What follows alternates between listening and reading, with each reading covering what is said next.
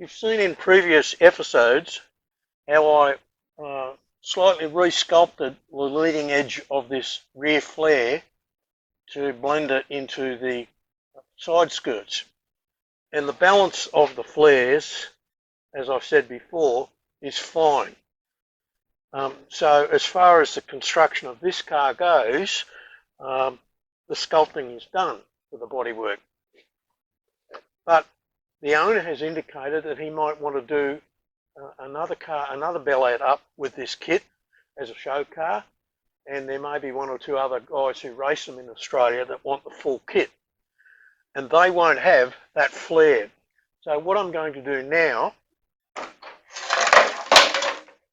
is I'm going to mould that flare on both sides so that I'll have a full kit. I won't actually make the panel, the copies to go on the car, but I'll make the mould while I've got this car, and that way if anybody wants this kit for another car, we've got the complete body kit all in one package.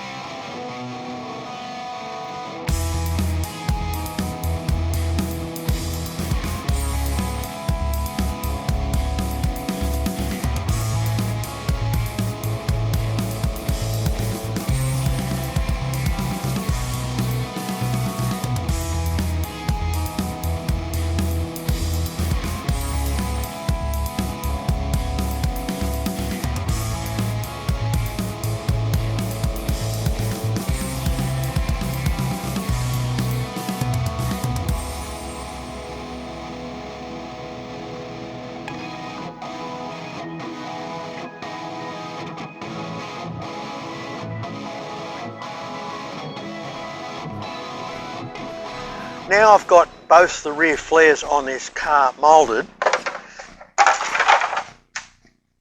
I've been able to permanently attach the side skirts incorporating the leading edge of this flare.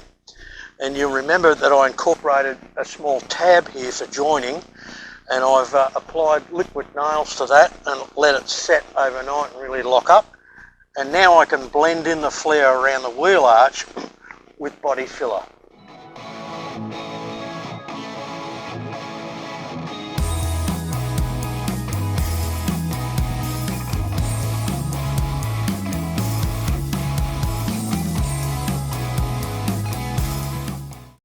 You'd think when you sculpt a body kit on the actual car that it's going on, that everything would just go straight on. But this is a really comprehensive body kit. I mean, it's totally new from the windscreen forward. So there's lots of changes. The factory mounting points for half the panels have gone. And this is an old car with the inevitable twists in it. So it's taken me several days to get the panels to fit as well as I want them to. So if you ever buy aftermarket fiberglass panels for your race car, don't be surprised if it takes some fiddling to get them to fit properly.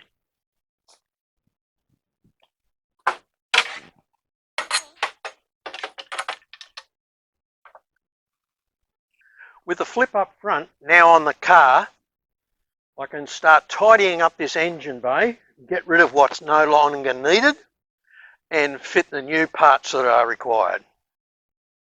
First is this larger twin thermo radiator from a Honda Prelude. Well, what else was I going to have lying around? I'm going to offset it over this way to allow room for the cold air induction that's going to go through one of those headlights on the driver's side.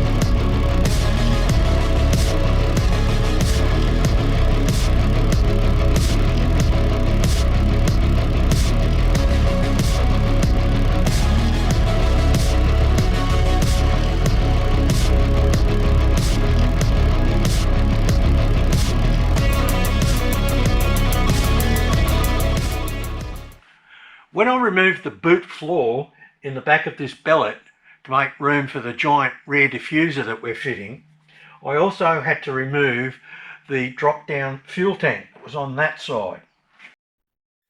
And so we've had to find a replacement. We were advised that a fuel tank from a Holden Gemini, sold overseas under the Opel brand, would just about fit straight in.